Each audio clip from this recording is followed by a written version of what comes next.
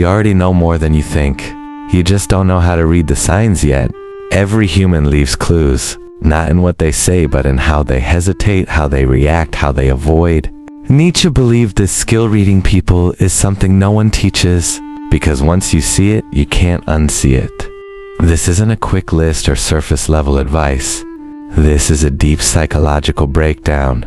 If you truly listen till the end, you won't just understand others, you'll understand yourself. From a young age, you're trained to trust words. But Nietzsche warned us not to be fooled by language. People don't speak from truth. They speak from survival, ego, and fear. The personality you see on the surface isn't the real person. It's their armor. The overly kind person may not be kind at all. They may be terrified of rejection. The strong one may be collapsing inside, hoping no one notices. And the most deceptive part? Most people don't even know they're pretending. Nietzsche once said, "Every profound spirit needs a mask." Not as an insult, but as a warning. Don't confuse the mask with the person. Here's the secret no one tells you.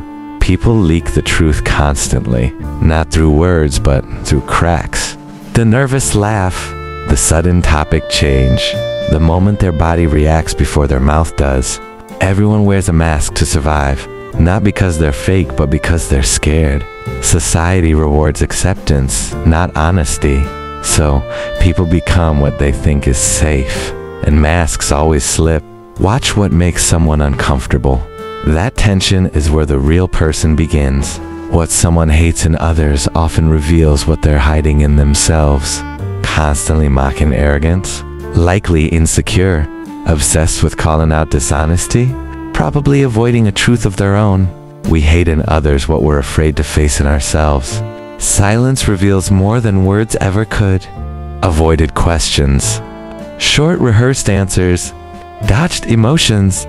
That silence is louder than any explanation.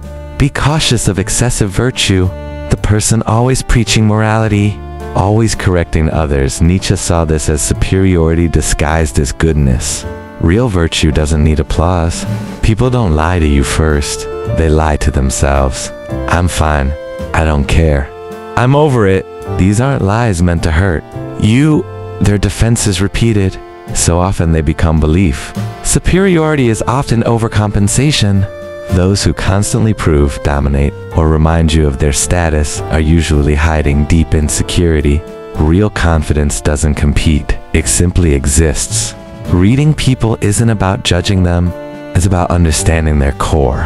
Someone who interrupts constantly may fear being forgotten. Someone obsessed with happiness online may be crying in silence. Someone avoiding eye contact while saying, "I'm fine," is telling you everything, just not with words. Most human behavior is driven by unconscious fear. Fear of rejection, fear of abandonment, fear of humiliation. People don't act based on what they want. They act based on what they're afraid of losing. Criticism is often projection. The man mocking emotional people may be terrified of his own feelings. The person tearing others down is often fighting themselves. Overconfidence is often guilt in disguise. Those who perform certainty are usually hiding something they haven't forgiven themselves for. Peace doesn't need to announce itself. Exaggeration betrays insecurity. I don't care what anyone thinks. I'm always happy. Extreme statements are the ego trying to drown out doubt. The need for control often hides inner chaos. Those who micromanage, dominate, or fear change are not strong. They're afraid that if they let go, everything will collapse. Constant performance is emptiness in disguise. The louder the show, the deeper the need to be seen. People who truly know themselves don't need an audience. By now, something has shifted. You don't just hear words, you see patterns. You're not reading minds, you're reading fear. And with that clarity comes responsibility.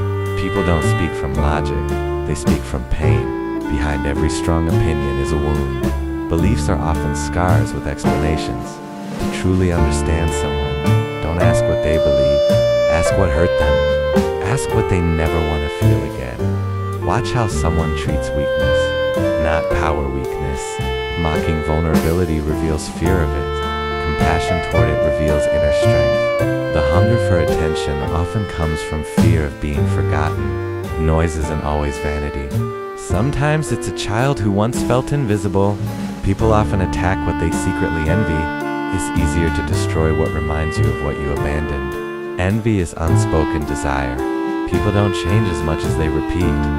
They reenact childhood roles. The unheard child becomes the adult who interrupts. The punished child becomes emotionally cold. Behavior is biography. Patterns are confessions.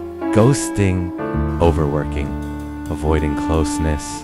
These aren't accidents, they're protection strategies. Nietzsche believed that if you learn to listen deeply, not to words, but to patterns, you hear the truth before it's spoken. And when you do, something powerful happens. You stop taking things personally. You stop judging. You start understanding. You become someone who sees and still chooses grace.